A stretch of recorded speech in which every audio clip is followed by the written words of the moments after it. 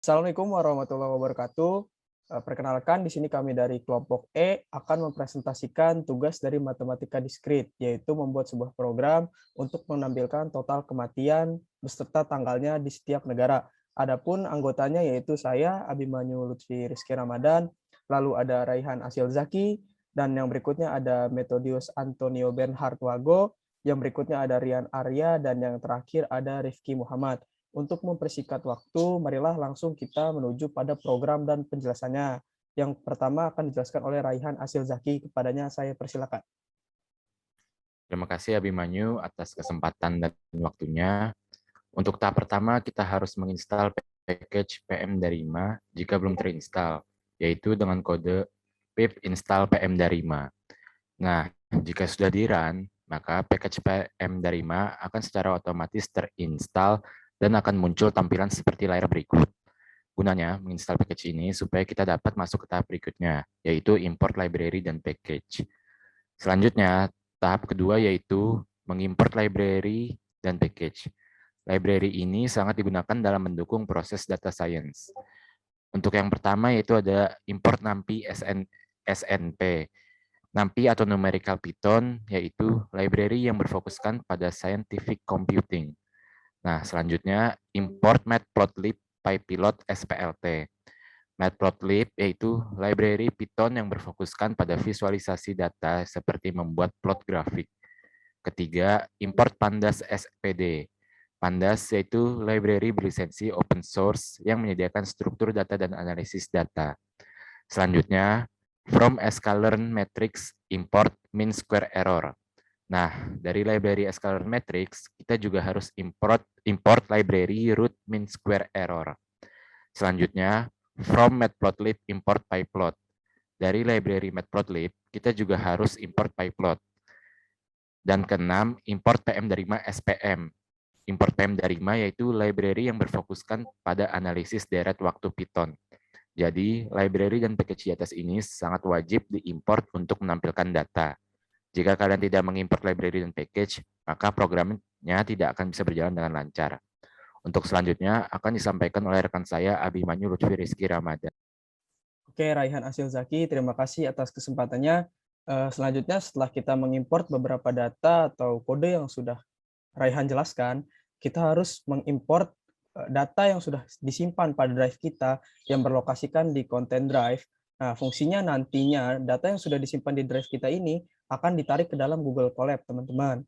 Nah, lalu berikutnya kita harus mengimport warnings. Fungsinya di sini adalah ketika kita membuat kode program dan kita memiliki kesalahan terhadap kode kita, maka program tersebut tidak akan berjalan karena tidak cocok dengan data yang sudah disimpan. Nah, data yang dimaksud adalah data OWIT yang sudah kita download dan sudah kita letakkan pada folder baru yang sudah kita letakkan di drive kita, teman-teman. Lalu untuk kode atau program yang berikutnya, kita bisa membuat source. Nah, di sini berisikan data atau lokasi data, data OWIT yang sudah ditaruh pada drive kita, lokasinya harus kita letakkan pada kode source. Nah, fungsinya adalah nantinya data yang akan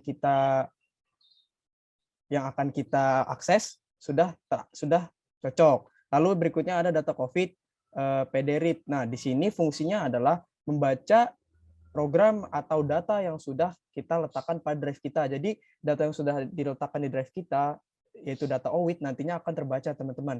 Yang berikutnya ada data COVID date. Nah, data COVID ini berisikan tanggal, teman-teman.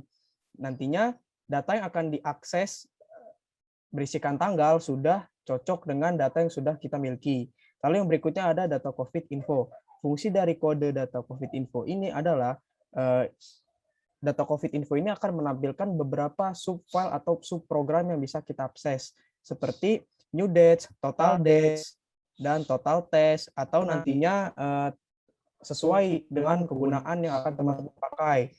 Nah, karena di sini kita akan mendata total dates, maka kita akan menggunakan total dates nantinya, teman-teman.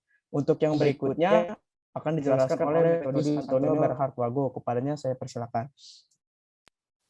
Baik, terima kasih untuk rekan saya Abimanyu Lutfi Rizky Ramadan. Untuk selanjutnya, tentu dalam menjalankan program, tentu kita membutuhkan sebuah variabel. Dalam kasus ini, kita mengambil total 4 variabel negara. Yang pertama, tentu saja ada Indonesia. Di sini tertulis variabel Indonesia sama dengan data COVID. Kemudian untuk location yang diambil tentu saja mengambil data dari Indonesia. Selanjutnya ada variabel Meksiko. Di sini tertulis Meksiko sama dengan data COVID. Dan location yang diambil tentu saja dari negara Meksiko. Kemudian untuk selanjutnya adalah Jerman. Untuk Jerman ini variabelnya kita tulis Germany karena dalam bahasa Inggris. Di sini tertulis variabel Germany sama dengan data COVID. Dan untuk data yang diambil lokasinya tentu saja dari Germany juga. Dan yang selanjutnya dan yang terakhir juga ada variabel Kolombia. Untuk negara Kolombia sendiri kita menggunakan variabel Colombia dalam bahasa Inggris juga. Di sini tertulis variabel sama dengan data COVID dan untuk data yang diambil lokasinya tentu saja dari Kolombia. Untuk data-data yang diambil harus sesuai dengan variabel-variabel yang tersedia. Misalkan saja untuk Indonesia harus diambil juga datanya dari Indonesia. Karena jika Indonesia mengambil dari data yang lain, kemungkinan untuk programnya akan berjalan kurang baik. Selanjutnya akan dilanjutkan oleh rekan saya, Rian Arya Prakoso. Baik, terima kasih waktunya Toti. Selanjutnya akan saya lanjutkan. Setelah kita mendapatkan data dari source data COVID di atas, seperti yang sudah disebutkan oleh Abimanyu, kita bisa melihat objek data dari variabel date. Dengan variabel date, kita bisa mendapatkan informasi tanggal data dari tiap negara yang ada. Selanjutnya, pada bagian ini kita akan mengisi data tiap lokasinya yang sudah disebut.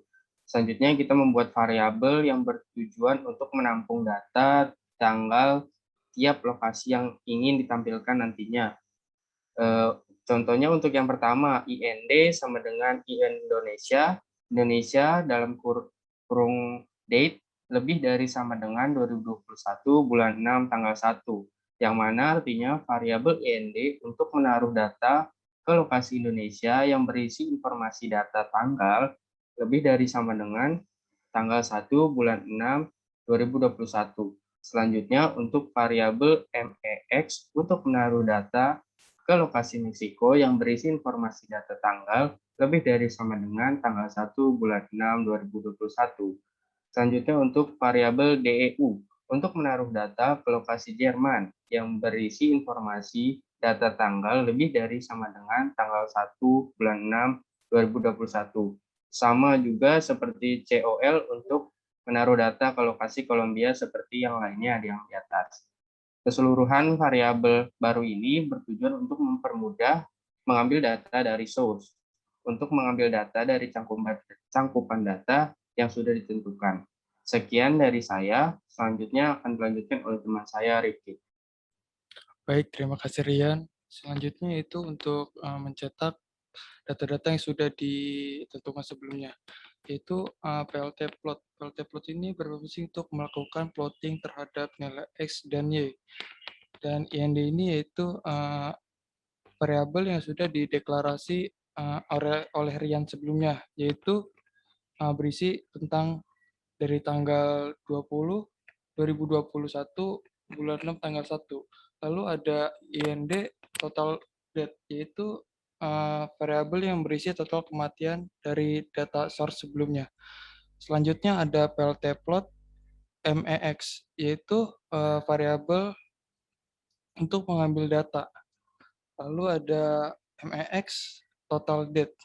Selanjutnya ada PLT plot DEU, yaitu untuk mengambil data dari DEU ini dari source sebelumnya yang sudah dijelaskan oleh Abimanyu. Lalu ada DEU total death, yaitu total kematian dari negara tersebut. Selanjutnya ada PLT plot COL, yaitu untuk mengambil data dari variabel COL. Lalu ada COL total death. Selanjutnya PLT legend, yaitu untuk melacak gaya dan warna garis dan mencocokkan dengan label yang benar. Di label legend ini kita untuk memilah-milah dan memberi warna dari setiap negaranya, yaitu ada Indonesia, Meksiko, Germany, dan Kolombia. Lalu ada PLT Show, yaitu untuk menampilkan atau mencetak tampilan yang telah dibuat. Untuk menggunakan PLT plot ini, kita membutuhkan library yaitu import matplotlib pyplot SPLT yang sudah dijelaskan oleh Raihan sebelumnya. Mungkin segitu dari saya kembalikan kepada Abimanyu. Sekian program yang sudah kita jelaskan dari kelompok kami. Semoga membantu dalam teman-teman jika ingin membuat program seperti kami.